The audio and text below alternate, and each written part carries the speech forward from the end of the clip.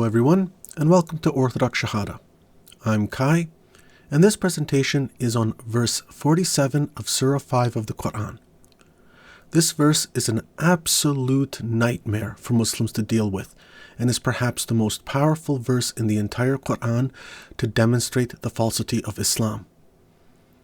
The verse is about commanding the Christians to use their own scripture, which the Quran refers to as the Injeel, or more properly Injeel, from the Greek evangelion, the gospel, in order to judge the truthfulness of Islam. If Christians reject Islam, then it is because they are covering up the truth in the Injeel, manipulating the truth in the Injeel, denying the truth in the Injeel. They are disobedient to the Injeel, which allegedly points to Muhammad. Now, Muslims will do a lot of mental gymnastics with this verse because they know deep down that when knowledgeable Christians use the gospel, then it is impossible for them to conclude the truthfulness of Islam. So Muslims have to invent all sorts of coping mechanisms. For example, the Injeel the Quran refers to is not the gospel that Christians had. That the Injeel the Christians had was corrupted, that the Christians being talked about were not those at the time of Muhammad, but were those at the time of Christ, and on with nonsensical explanations. It boils down to Muslims manipulating the Injeel to suit their own agenda, basically doing with the Injeel what the Quran accuses the Jews of doing with the Torah. What I present here is a commentary from Razi on 547. To my knowledge, this commentary is not available in English, and so I provide my own translation. Razi's commentary obliterates all the mental gymnastics employed by Muslims. When it comes to Razi's commentary, really the only move Muslims can make is to just entirely reject Razi outright. That's how damaging his commentary is. And given that Razi's commentary on 547 requires that Christians had the uncorrupt gospel at the time of Muhammad by which they were told to judge Islam, it follows that meeting the Quranic challenge necessitates rejection of Islam.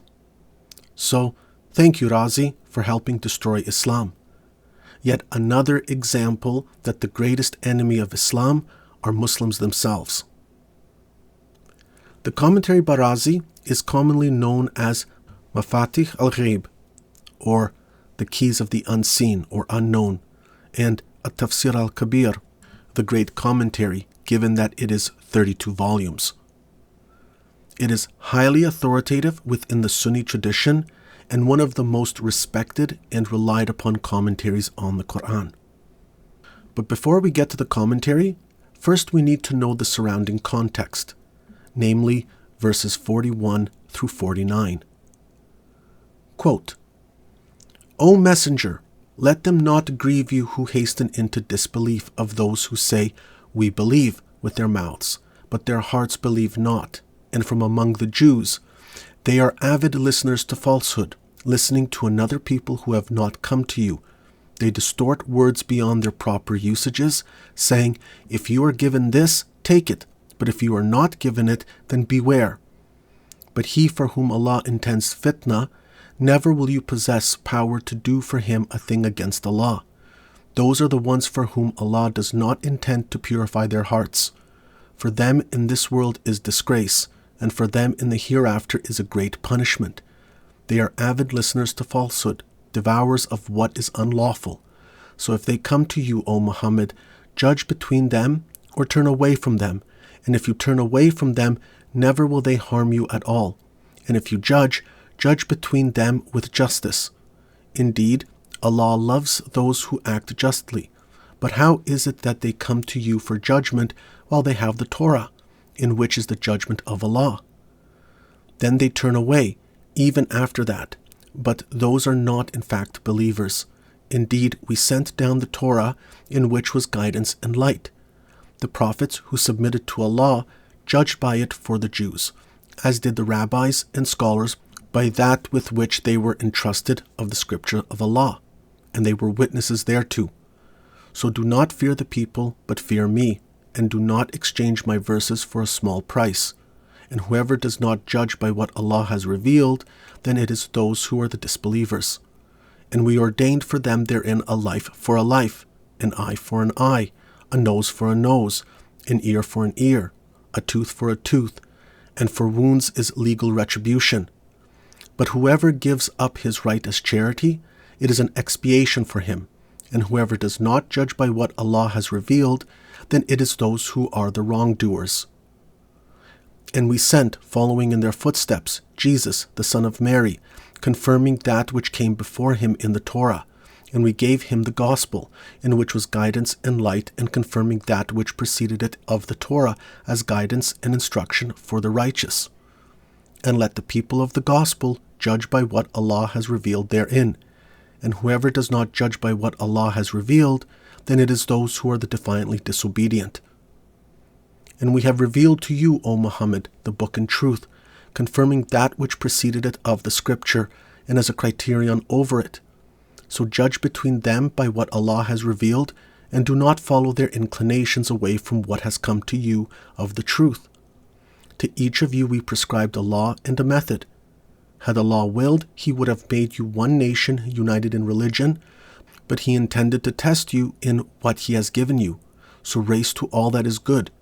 To Allah is your return altogether, and He will then inform you concerning that over which you used to differ. And judge, O Muhammad, between them by what Allah has revealed, and do not follow their inclinations, and beware of them, lest they tempt you away from some of what Allah has revealed to you. And if they turn away, then know that Allah only intends to afflict them with some of their own sins. And indeed, many among the people are defiantly disobedient. End quote.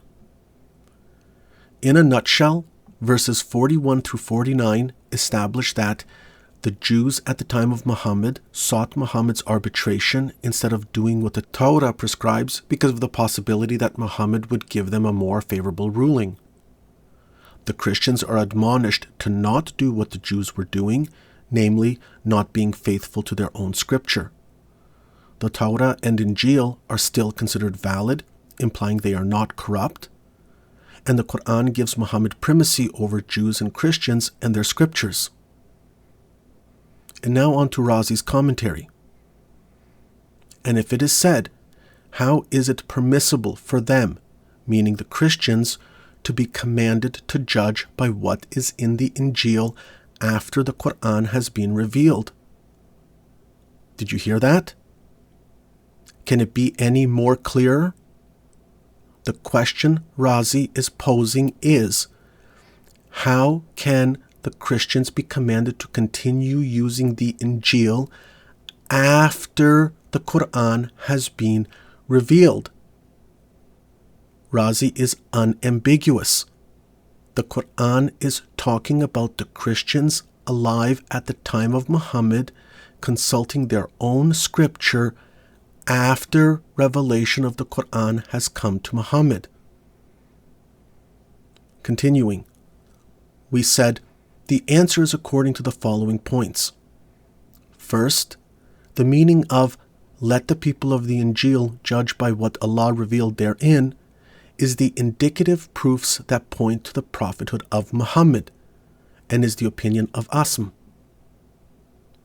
So Razi is saying that the Quran is instructing the Christians at the time of Muhammad to look to their Injeel to find Muhammad therein. Continuing. Second, and let the people of the Injeel judge by what Allah revealed therein, from that which has not been abrogated by the Quran. So Razi is saying that just how later revelation of the Quran can abrogate earlier revelation of the Quran, and that which is abrogated can still be part of the Quran, and the Quran as a whole is still consulted even with the abrogated parts, so too is the case with the Injeel. In other words, the Christians still have a valid Injeel in their possession that they can consult, just how the Jews have the Torah, but are to disregard those parts abrogated by the Quran. Continuing. Third, the meaning of his saying, "And let the people of the Injeel judge by what Allah revealed therein," is to deter them from distorting what is in the Injeel and changing it like the Jews did by concealing the judgments of the Torah. So the meaning of his saying, "And let them judge," is that the people of the Injeel are to uphold what Allah revealed therein according to the way which Allah revealed it without distortion and alteration. So Razi is saying in unambiguous, clear-cut language that verse 47 is speaking about Christians contemporaneous with Muhammad, similar to the Jews of verses 41 through 45 being contemporaneous with Muhammad. In other words, Razi is giving us the wider context that considers the Jewish and Christian communities existing at the time of Muhammad and their interactions with him. So what does Razi's commentary establish? Well, that 547 applies to the Christians at the time of Muhammad. That 547 reinforces the claim that the proof of Muhammad's so-called prophethood can be found in the Injeel that Christians at the time of Muhammad had in their possession. The reference to Asim is to the Mu'tazilite Abu Bakr al-Asim, who lived from 816 to 892 and who is even praised by Ibn Taymiyyah. By citing him, Razi demonstrates that the opinion is traced to relatively early on in Islam and transcends sectarian lines. In fact, by citing Asim, he establishes that for 200 to 300 years after Muhammad, Muslims believed that this verse applied to the Christians contemporaneous with Muhammad. Moreover, of the three ways Razi gives how to understand verse 47, finding Muhammad in the Injeel is the leading reason, and Muslims to this very day, desperately tried to prove that prophecies of Muhammad as a true prophet of God exist in Christian scripture. Basically, Muslims are desperate to substantiate the claims of Surah 7 verse 157 and Surah 61 verse 6. Now, even if Muslims reject Razi's first understanding of verse 47 on account of Asim, the other two understandings Razi gives both still necessitate that the target audience are Christians contemporaneous with Muhammad. 547 establishes that the Injeel that Christians had at the time of Muhammad was correct, meaning not corrupt, and still effectual. The nuance is only with regards to those parts that were abrogated by the Quran. And 547 is directly connected to the Jews of verses 41 through 45, namely to admonish Christians at the time of Muhammad not to do the same with the Injeel as what Jews did with the Torah, by distorting it, altering it, hiding it, and so on. You cannot get any clearer than this. 547 was applicable to the Christians at the time of Muhammad and charged them with appraising the validity of Islam. But what are the Muslim copes? Well, Muslims may say that Razi is not authoritative. This is the typical expected Muslim response to just reject whatever is inconvenient. At this point, the Muslim knows it's game over. By making this move, the Muslim is basically saying that Islam is a complete joke where everyone just makes up whatever they want about the religion. Muslims could cite other scholars who say that the people of the Injeel in verse 47 refers to those living at the time of Christ, and not those living at the time of Muhammad. Such an exegesis makes absolutely no sense whatsoever, given that verses 41 through 45 and 48 through 49 refer to those contemporaneous with Muhammad. So you want us to believe that in the middle of all this, verse 47 suddenly switches time frames and refers to people 600 years earlier? Yeah, okay. That's not schizo at all.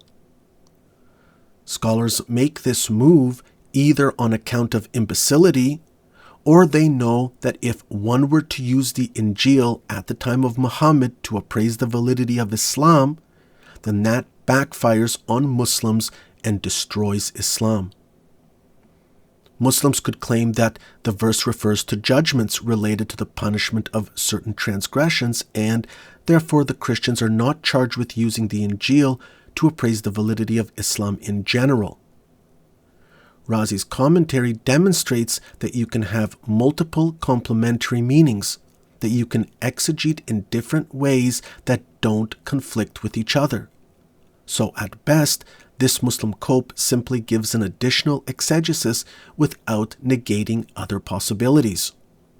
In fact, Razi already accounts for this particular cope in his second understanding. Moreover, the Muslim in invoking this cope doesn't realize that in order to deflect the charge against judging Islam in general, actually grants the position that the Injeel the Christians had at the time of Muhammad was not corrupt, because it makes no sense for Muhammad to tell Christians to adjudicate specific matters using corrupt scripture. In essence, what the Muslim cope is trying to do is give an exclusionary understanding, which Razi refutes. Another cope is that Muslims could claim that the people of the Injeel are to use the Torah with which to judge. Even if that is the case, then Christians would interpret the Torah according to the Christian understanding, which does not help the Muslim case at all. For example, Christians would say that Deuteronomy 18:18 applies to Christ. And Christ being the fulfillment of the Old Testament, there is no expectation of further prophets after Christ, thereby denying the truthfulness of Muhammad's claim to be the prophet of the true God. So Muslims really shoot themselves in the foot with this cope. Not to mention the commentary of Jalalain. We said, so let the people of the gospel judge according to what God has revealed therein. Of rulings, a variant reading of wal yahkum, let them judge, is wal yahkuma, making it a supplement to that which is governed by the previous verb, atainahu, we gave to him. What Jalalain is saying is that Arabic grammar permits the consonantal written text without vowel markings, i.e. the way the earliest Quran manuscripts were written, to be read with vowel markings such that the verb for judging is connected to the verb for what is given, i.e. the Injeel, meaning that Christians are indeed to specifically use the Injeel with which to judge, and not the Torah. Now, even if Muslims were to attempt to counter by citing some qira'at nonsense, namely the multiple ways of reciting the Quran, to disallow Jalalain's grammar, the prior point of Christians exegeting the Torah through a Christian lens still stands. Muslims really have no convincing moves to make. So 547 is a huge problem for Muslims. Does 547 instruct Christians at the time of Muhammad to use the gospel in their possession to judge the truthfulness of Islam? Yes. Will Christians who judge according to the gospel accept Islam? No. They will witness before Muslims that Christ is God.